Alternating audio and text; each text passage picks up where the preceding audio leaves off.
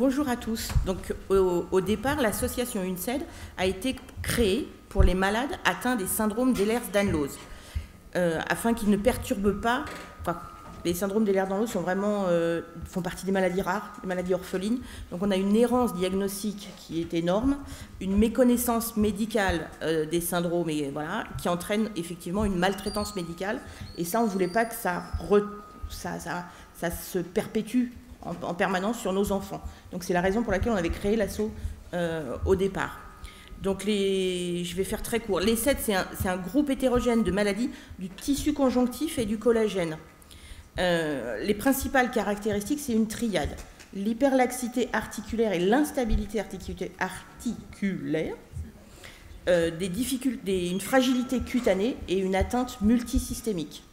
Donc il y a vraiment, voilà, c'est tout un ensemble. Et ce sont des pathologies orphelines, donc pas de traitement, et elles sont extrêmement handicapantes et extrêmement douloureuses. Donc c'est... voilà. Et alors effectivement, qu'est-ce que j'en suis où donc certaines d'entre nous, voilà, on est trois plus ou moins à avoir des responsabilités dans l'association, on se déplace en fauteuil roulant, et donc effectivement, dès que quelqu'un dans notre entourage, dans les écoles ou quoi que ce soit, a une question sur l'hôpital, étonnamment, c'est vers nous qu'ils se dirigent, comme si on maîtrisait parfaitement le milieu médical et hospitalier.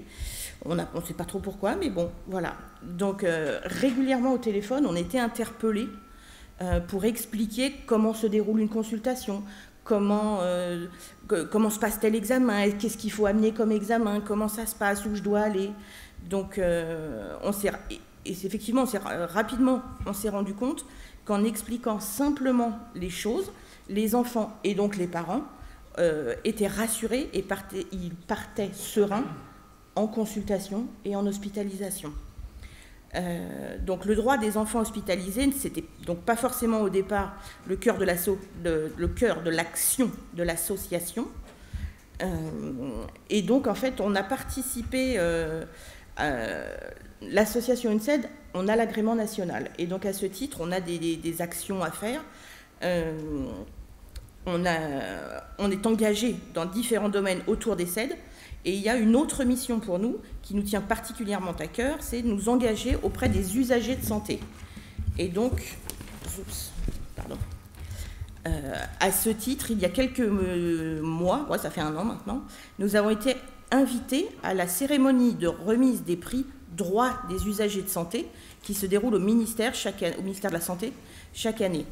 Et lors de cette cérémonie, il y a une phrase qui nous a particulièrement marqué, qui indiquait que 7 adultes sur 10 ne connaissaient pas leurs droits en tant qu'usagers de santé.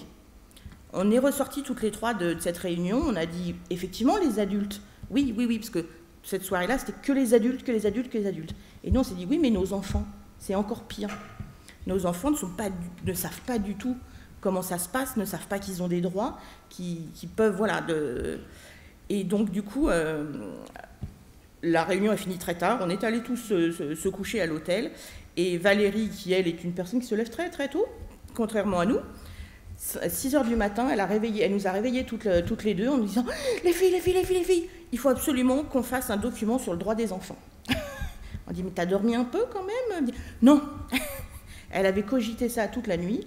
Et du coup, on a décidé ensemble de relever le défi. Alors d'abord, dans un premier temps, en fait, on a été demandé sur le forum de notre association ce que les enfants, quelles étaient les questions que les enfants se posaient avant une hospitalisation, qu'est-ce qui les inquiétait, en quoi on pouvait les aider. Après, nous, on leur a aussi posé des questions pour savoir s'ils connaissaient les réponses ou pas. Et on s'est rendu compte que c'était vraiment un no man's land total. Personne ne savait du tout répondre aux questions, et que les adultes à côté n'étaient pas non plus capables de répondre aux questions. Du coup, on s'est dit, voilà, on va faire un petit livret, mais il va servir à tout le monde, en fait, aux grands comme aux petits. Donc, on a essayé de synthétiser les questions, et ensuite, on a pris contact, effectivement, comme on a des relations super sympas avec la filière tête et cou. On a contacté du coup les soignants qui étaient avec les enfants d'une part pour ne pas faire des fausses promesses, pour ne pas être trop maladroit sur certains sujets qui peuvent être sensibles ou délicats pour eux, ne pas prendre la place des personnes soignantes, psychologues, IDE, voilà, que les enfants rencontrent dans ces services. Rester aussi dans la contrainte hospitalière et financière, puisque voilà, il y a des choses qui sont peut-être possibles, mais en fait qui sont irréalisables sur le terrain. Et on a essayé du coup, pour que tout ça soit très accessible, on a fait ça sous forme de BD. Ah oui, donc il y a un livret dans chacun des sacs. Vous l'avez là. Et tu veux que je passe une autre diapo ou Ah bah tiens, tu vois, t'as trouvé tes mails. Oui. Donc là, vous l'avez en grand. C'est notre bébête. Voilà, donc effectivement, c'est... Je vais pas regarder ce qu'il y avait d'autre. C'est l'autre où il y avait les parrains avec, c'est pour ça. Il y a Gabin et Lily, il y a France Asso Santé, il y a Agnès et il y a Grégorio. Donc j'en étais où du coup donc grâce en fait à ces échanges et les relectures de par la filière et du professeur Couloignier, j'avoue qu'ils nous ont été d'une grande aide. Résultat, on a fait donc un petit livret, il y a 29 questions dedans, il n'y a absolument rien de médical dedans. Donc il est vraiment utilisable par tout le monde et pour toutes les assos, même des enfants qui ne sont pas malades, je dirais. Donc par exemple, dans les questions, il y a: est-ce que j'aurai une chambre rien que pour moi? Est-ce que mes parents peuvent rester pendant les soins? Est-ce que je peux manger des gâteaux ou des sodas à l'hôpital? Bien souvent, voilà, même l'adulte ne sait pas répondre. Donc aucune question n'est traitée avec moins d'importance qu'une autre, aucune n'est jugée évidente ou non pertinente pour nous. L'UNCED et l'équipe médicale y ont accordé une importance égale et y ont répondu avec une infinie douceur, des mots facilement compréhensibles par les enfants, car avant tout, c'est voilà, le droit des enfants hospitalisés. Donc il ne s'agit absolument pas de présenter l'hôpital en expliquant ce que les uns et les autres y font, ça c'est voilà, déjà fait, c'est uniquement les petites questions entre guillemets existentielles sur leur quotidien, finalement, ce qui les impacte eux directement. Le restant, c'est pas eux qui gèrent, en fait. Voilà. Donc, le livret, voilà. L'enfant doit savoir, par exemple, qu'il est le seul à devoir décider s'il veut ou non que ses parents soient présents lors des soins. L'enfant aussi a le droit de demander à voir le médecin pour qu'il réexplique les choses qu'il n'a pas compris. Tout ça, il a le droit de le demander lui tout seul. Hop, voilà. Donc effectivement, une fois qu'on a on a créé la BD entièrement, après on a créé du coup le défenseur. Donc il fallait qu'on trouve une mascotte qui soit à la fois chaleureuse, à la fois impressionnante pour les protéger. Et donc voilà la finalité de nos cerveaux un petit peu détraqués. Donc l'objectif de ce livret, ce qu'on aimerait, voilà, c'est dédramatiser le moment et se mettre à la hauteur des enfants. L'objectif est que ce livret puisse être systématiquement remis à un enfant hospitalisé. C'est dorénavant le cas à Necker. On a réussi, du coup, on a eu l'acceptation et l'accord de tout le monde. Il est d'ores et déjà, voilà, donc donné gratuitement, en même temps que le livret le livret, je dirais, médical, lui, vraiment d'entrée. Mais ce qu'on aimerait, c'est qu'il puisse servir aussi de support pour des sensibilisations dans les écoles, dans les cabinets de pédiatrie, chez les kinés, chez les ergos. On a déjà fait plusieurs fois des interventions, donc du coup avec la grosse mascotte là, on a toujours gain de cause, dans des collèges et des lycées, où là on a franchement hésité, on s'est vraiment posé la question de savoir si on allait se faire jeter des tomates. Et en fait, non, pas du tout. Ils s'éclatent. Et du coup, le dialogue vient de suite. Ils font des photos avec. Ils sont morts de rire.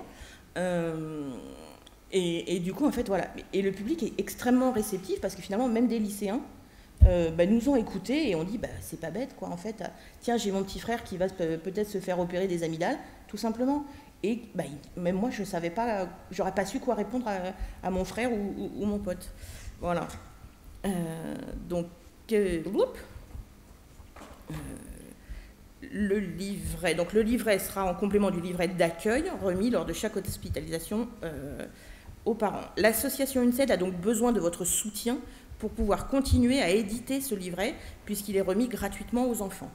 Chacun d'entre nous, en découvrant son contenu, comprendra à quel point il pourra apporter un réel confort à un enfant hospitalisé et donc à ses parents. Le simple fait qu'il soit remis et qu'il lui soit indiqué qu'il a des droits est déjà primordial en soi pour nous. Voilà. Et donc on va vous montrer la petite vidéo, parce que donc on a une fois que le projet a été ficelé, qu'on l'a imprimé, on a essayé de chercher des parrainages pour avoir des sous, hein, pour le faire imprimer. Donc la filière nous a aidés. On a d'autres partenaires qui nous ont aidés. Ils sont derrière, de toute façon, voilà. Il y a tous les logos au-dessus. Donc c'est en place, ça démarre. Et donc on est très très fiers d'avoir pu mettre en place finalement ce projet. Ouais, je vais mettre le film. Je voulais juste ajouter que la filière a soutenu, parce que c'était le projet d'une de ces associations, mais pas uniquement, parce que c'était un projet qui concerne tout ou presque les patients de notre filière, qui sont quasiment tous, enfin en tout cas qui l'ont été enfants hospitalisés, mais que c'est beaucoup plus large, effectivement, une appendicite, des amygdales, une jambe cassée, et que ça nous a semblé important. Et donc effectivement, on a plusieurs médecins, des chirurgiens de la filière qui ont relu, les psychologues qui ont beaucoup travaillé dessus, pour savoir comment dire les choses aux enfants, etc. Le personnel administratif de Necker, qui a exigé de relire, mais qui ont eu des remarques intéressantes en disant ça, attention, c'est fait à Necker, mais c'est pas fait dans d'autres hôpitaux. Il faut peut-être le tourner autrement, il faut peut-être dire que voilà, pas mettre non plus des équipes médicales sur place à défaut, ou pas bloquer non plus la diffusion de ces livrets dans l'hôpital en question, parce que non, il n'y a pas la télé gratuite dans toutes les chambres que dans certaines, ou non, enfin voilà, sur des petits détails, quoi. Et donc on était très contents de s'y associer. Je lance le film, je suis désolée, il faut que je vous laisse, je reviens après. Ça suffit. Salut, moi c'est Dem. Je suis un dragon qui défend les droits des enfants malades hospitalisés. J'ai dû me faire opérer. Tout s'est bien passé. J'ai rencontré d'autres enfants malades. Nous étions tous différents. On a discuté car nous avions tous pas mal de questions sur ce qui allait se passer à l'hôpital. Mathilde ne savait pas si elle pouvait emporter son doudou. Yuan, si l'un de ses parents pouvait dormir dans sa chambre. Alexis s'inquiétait de ce que le docteur allait dire à ses parents sur sa maladie. Malik n'avait pas très bien compris pourquoi il devait se faire opérer. Et toi, tu es déjà allé à l'hôpital? Tu as eu peur d'avoir mal? Sinon, si tu dois bientôt y aller, tu dois te demander si tu pourras avoir la télévision, te connecter à ta tablette, si tu vas avoir mal, ou comment faire si tu n'aimes pas les repas. Il est normal de se poser plein de questions, car aller à l'hôpital, ça peut faire peur. Mais les médecins nous ont tout expliqué. Tu trouveras toutes les réponses dans le livret illustré de l'UNCED, Union nationale des syndromes d'Ehlers dans l'os. Il est gratuit en téléchargement sur leur site, ou en demandant qu'on te l'envoie chez toi. Tu peux aussi m'adopter sur leur site, alors connecte-toi.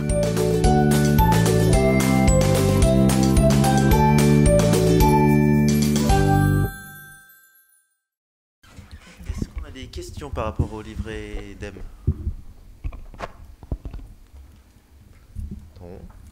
C'est très bien.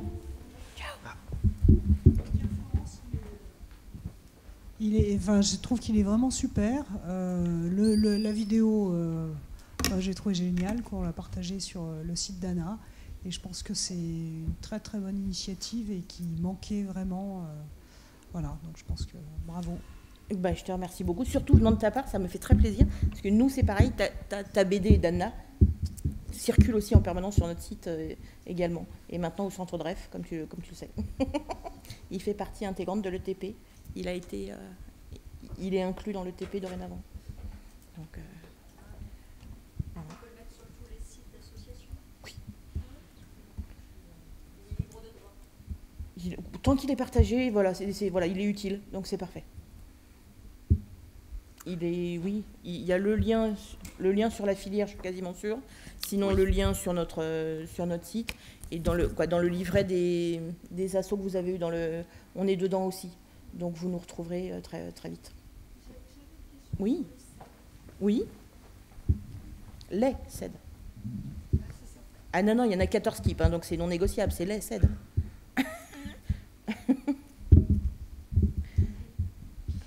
Oui, parce qu'en fait, dans nos symptômes, il y a beaucoup d'hyperlaxité, de scoliose, de douleur.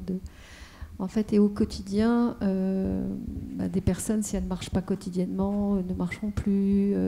Il y a quand même beaucoup de choses à suivre comme conditions dans l'hygiène de vie. Mhm.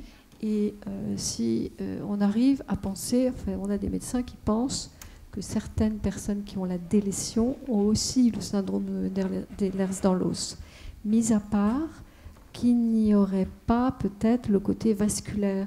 Vous voyez, ce serait plutôt le côté hyperlaxe. Voilà.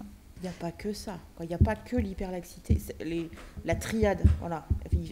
C'est indispensable dans la triade, mais ce n'est pas une hyperlaxité. C'est l'instabilité articulaire.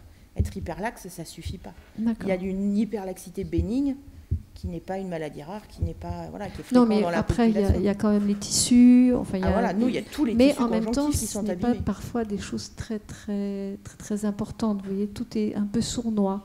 Ah oui. Voilà. Dans le tissu conjonctif, tout est sournois. Voilà. Donc, en fait, c'est un tableau qui ressemble, mais en même temps, quand on a... Moi, je suis allée avec ma fille, et quand on est arrivé à la conclusion, il nous a dit si vous avez déjà le 22q11, on ne va pas vous mettre une autre étiquette. Rechercher une autre.